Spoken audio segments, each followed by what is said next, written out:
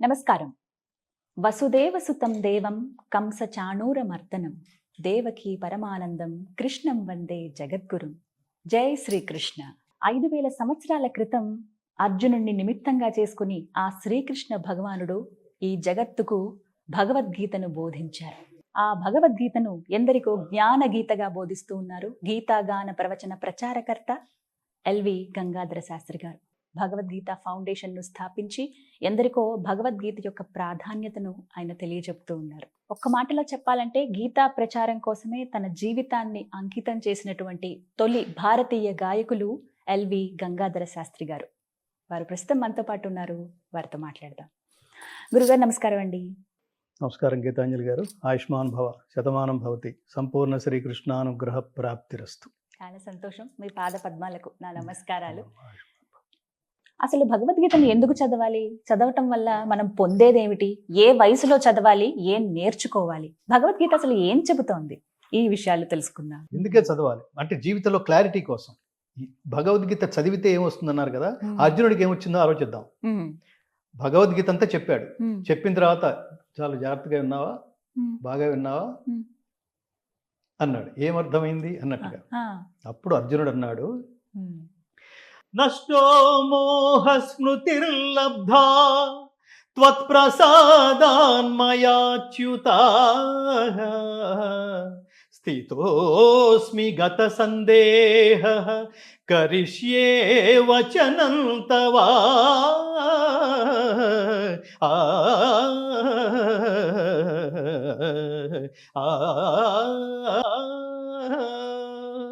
అచ్యుత పరమాత్మ, నీ దయ వలన నా అజ్ఞానం తొలగిపోయినది. మొట్టమొదటి పాయింట్. నాకు జ్ఞానము లభించినది. రెండో పాయింట్, సందేహములన్నీ తొలగినవి. ఇప్పుడు కర్తవ్య నిష్టలో ఉన్నాను. ఇప్పుడు నువ్వు ఏదైతే నాకు బోధించావో, ఇప్పుడు నేనే ఏదైతే స్వధర్మాన్ని ఆచరించవలసిన బాధ్యత నా మీద ఉందో అది ఆచరించడానికి సిద్ధంగా ఉన్నా. ఇప్పుడు చెప్పండి. భగవద్గీత అంతే, ఇక యుద్ధానికి సిద్ధమైపోయాడు. ఇప్పుడు భగవద్గీత సారాంశం ఏంటో చెప్పండి. అర్జునుడికి బోధించిన పాఠం మనకు కదా, అది అర్జునుడికి ఫలించిన పాఠం మనకు ఫలించదు. అర్జునుడికి వేసిన క్యాప్స్యూల్ మనం వేసుకుంటే మనకు ఫలించదు. అందుకని చదవాలి. అంటే జీవితంలో క్లారిటీ కోసం చదవాలి. క్లారిటీ కోసం చదవాలి. స్ట్రెస్ పోవాలంటే, జీవితంలో మానసిక ఒత్తిడి పోవాలంటే భగవద్గీత చదవండి. ఏ పని మనిషి శాశ్వతుడు కావాలంటే భగవద్గీత చదవండి. ఇవాళ ముఖ్యంగా మీకు మనకి ఆ మధ్యన చాలా పేపర్లో వచ్చింది, మీకు డయాబెటీస్ పోవాలంటే, మధుమేహం పోవాలంటే, లేదా మీకు అదేంటారు బీపీ, షుగర్లు ఇలాంటివి ఏమన్నా ఉంటే పోవాలంటే భగవద్గీత చదవండి. రీసెర్చ్లో తేలిన విషయం. ప్రొఫెసర్స్ చాలా పెద్ద ఎత్తున ఇంగ్లీష్ పేపర్స్లో కూడా వచ్చింది, అమెరికన్ ఎడిషన్స్లో కూడా వచ్చింది. ఏమిటి దాని అర్థం ఏమిటి అంటే, ఎలా అంటే భగవద్గీత చదివితే పోతుందని కాదు, చదివి అర్థం చేసుకుని ఆచరిస్తే, ఓహో ఇది ఇంతేనా, ఇట్లాంటి సమస్య వచ్చినప్పుడు ఇలా ఆలోచించకూడదు అనమాట. పిల్లలు అదే కదా, పిల్లలు రాత్రంతా చదివారు పాపం కష్టపడి. మన పిల్లలు బంగారు తండ్రులు, బంగారు తల్లులు. 10 మార్కులు తక్కువ వస్తే తెలంగాణలో కొంతమంది పిల్లలు ఆత్మహత్యలు చేసుకున్నారు చూడండి, అప్పుడు చనిపోయారు చూడండి. ఎలా అసలు అట్లా తల్లిదండ్రులు ఏం మాట్లాడుతున్నారో మీ పిల్లలతో? 10 మార్కులు తక్కువ వచ్చినాయి, సో వాట్ అయితే ఏమిట్రా అని అనే తల్లిదండ్రులు కడుపున పుట్టలేదన్నమాట వాళ్ళు. నువ్వు ర్యాంక్ రావాల్సిందే, 5 మార్కులు తక్కువ వచ్చినాయి, నువ్వు 90 అన్నావు కదా, ప్రామిస్ అన్నాడు తండ్రి. 90% అన్నావు, ప్రామిస్ అనగానే బీపీ పెరిగింది వాడికి. ఏంటి ప్రామిస్ ఏమిటి? 85 వస్తాయి, సో వాట్? నేను చదివాను, 4 ప్రశ్నలు ఏవో రాలేదు, నేను 90కి ప్లాన్ చేశాను, 85 వచ్చినాయి, అయితే ఏమిటి? ఈ అయితే ఏమిట్లో మీరు చాలా మంది గొప్ప గొప్ప వాళ్ళు, అసలు ఏమి చదువు లేకుండా గొప్ప వాళ్ళు అయిన వాళ్ళని ఉదాహరణ చెప్తే అది కూడా చెప్పండి. అది మన చేతిలో లేదు నాన్న, మార్కులు దిద్దేవాడి చేతిలో ఉంది. దేవుళ్ళలాగానే కర్మ చేయి, ఫలితం వాడిస్తాడు. ఎందుకంటే కర్మ తాలూకు ఫలితం నీ చేతిలో లేదు. అసలు ఈ క్లారిటీ ఉండాలి అందులో. మన ఇద్దరు మాట్లాడుతున్నాం, మన కాన్వర్సేషన్ నడుస్తోంది, శ్రీకృష్ణాల సంవాదం గురించి మనం మాట్లాడుకుంటున్నాం. ఇదంతా జనాల్లోకి, ఇక్కడ 2 కెమెరామెన్లు ఉన్నారు, వాళ్ళు షూట్ చేస్తున్నారు. ఇది రేపు జనాల్లోకి వెళితే ఏమన్నా అనుకుంటారా? మన మధ్యలో ఒక సినిమా గురించి కూడా మాట్లాడుకున్నాం. దాంతో మనకేం సంబంధం? జనాలు ఏమైతే ఏమిటి, మీరు నిజాన్ని నిర్ద్వందంగా చెప్పడానికి ప్రయత్నం చేశారు. దీంట్లో మీకు ఫలితం ఏమి పొందాలనుకోలేదు. జనాలు దుర్భాషలాడే నేచర్ మీది కాదు. వాళ్ళకి ఏదో మంచి చేయాలి, ఇట్లాంటి ఆలోచన విధానం ఉండాలి, బిడ్డల్ని ఇలా పెంచాలి అని చెప్పడం వరకే మన లక్ష్యం. వాడు ఎలా తీసుకుంటాడో నీకు సంబంధం లేదమ్మా. సినిమా డైరెక్టర్ లాగానే, సినిమా లాగానే రిజల్ట్ నీ చేతిలో ఎలా ఉంది? అద్భుతం అనుకున్న సినిమాలు ఫ్లాప్ అవ్వలేదు. చాలా సినిమాలు మీరు అసలు ఏమిటి ఈ సినిమా, శంకరాభరణం సినిమా చూసి అందరూ అసలు ముందు ప్రివ్యూస్ వేస్తే విశ్వనాథ్ గారు చెప్తుండేవారు, నాకు అసలు ఆ మహానుభావుడైతే నేను అసలు ఈ మార్గంలో రావడానికి పరోక్షమైన కారణం విశ్వనాథ్ గారు. శంకరాభరణం సినిమా చూసి అట్లా నేను శాస్త్రీయ సంగీతం, ఆ ప్రభావంలో పడి శాస్త్రీయ సంగీతం నేర్చుకోవడానికి హైదరాబాద్ వచ్చాను. వీళ్ళు సమాజాన్ని నడిపించగలిగే దిక్సూచులు వాళ్ళు. ఆర్ నారాయణమూర్తి గారు.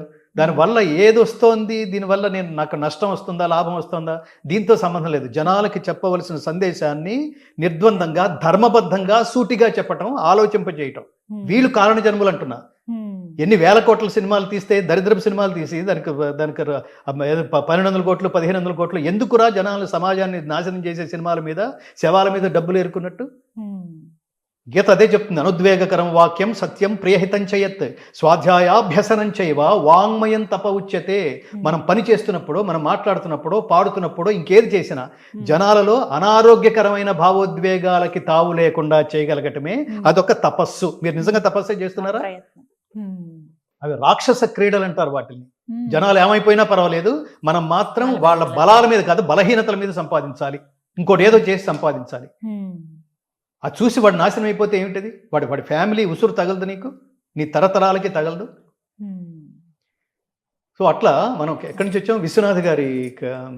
సో అట్లా ప్రభావితం చేసిన వాళ్ళు వీళ్ళందరూ మార్గదర్శకులు అంటున్నారు సమాజానికి. ఇట్లాంటి వాళ్ళు మార్గదర్శకులు. అందుకని పిల్లలకి బాల్య దశ నుంచే ఎందుకు చదవాలి, బీ పాజిటివ్, అందుకు చదవాలి భగవద్గీత. బీ పాజిటివ్ అంటే ఏమిటో భగవద్గీత అర్థం చెప్తుంది. పిల్లల నుంచి అది ప్రారంభిస్తే బాగుంటుంది. అంటే చాలా వరకు ఇప్పుడు కొన్ని అంశాలు వస్తున్నాయండి. ఎలా మాట్లాడుతున్నారంటే, చదువుకుంటున్నప్పుడు స్కూల్ దశలో ఉన్నప్పుడే భగవద్గీతని పాఠ్యాంశాల్లో చేర్చాలి, అలా అయితేనే వాళ్ళకి అలవాటు అవుతుంది. ఇంట్లో తల్లిదండ్రులు ఏదో ఒక మాట చెప్తేనో, పండగకి ఒకసారి కూర్చుంటాను, ఇలా కాదు, పాఠ్యాంశంగా భగవద్గీతను చేరిస్తే అది సరైనది అని అంటున్నారు.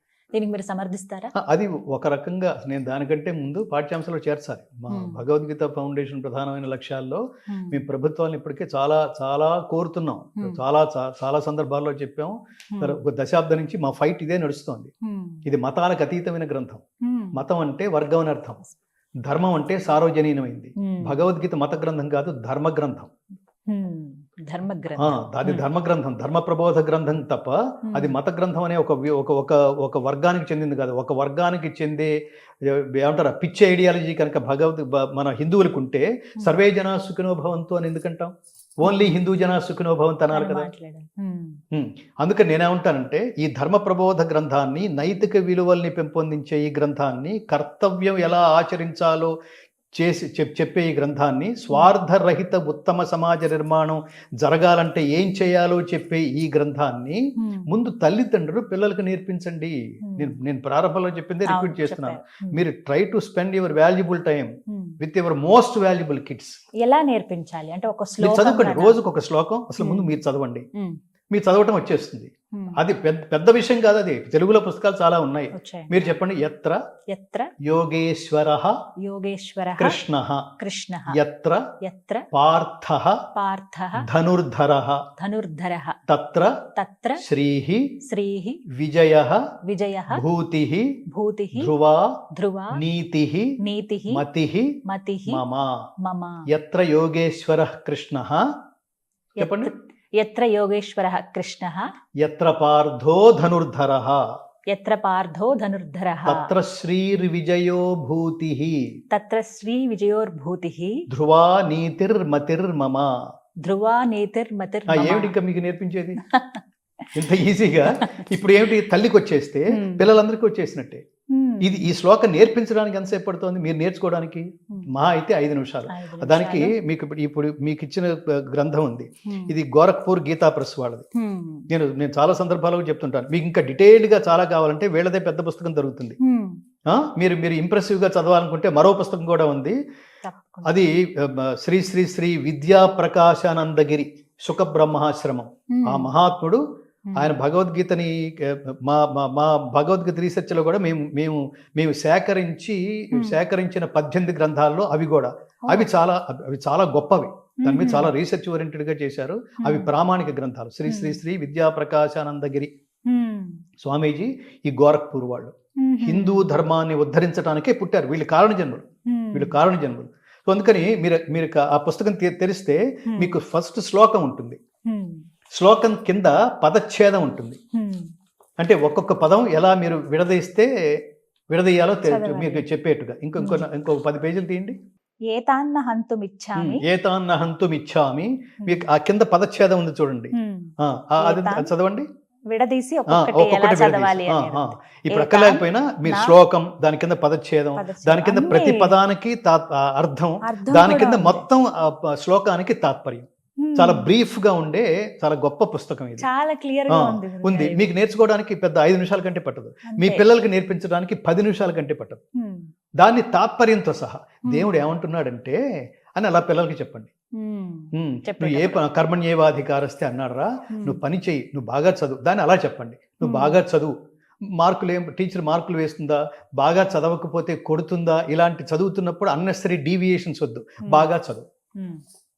దాన్ని పూర్తి ఫస్ట్ లెవెల్లో బట్టి పట్టేసి తర్వాత దాన్ని అర్థం చేసుకోవడానికి ట్రై చేయి.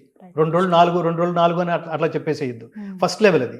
సెకండ్ లెవెల్ 2 2 4 ఎలా అయింది, 1 2 ప్లస్ 1 2 అప్పుడు 1 2 3 4 అయిందనమాట.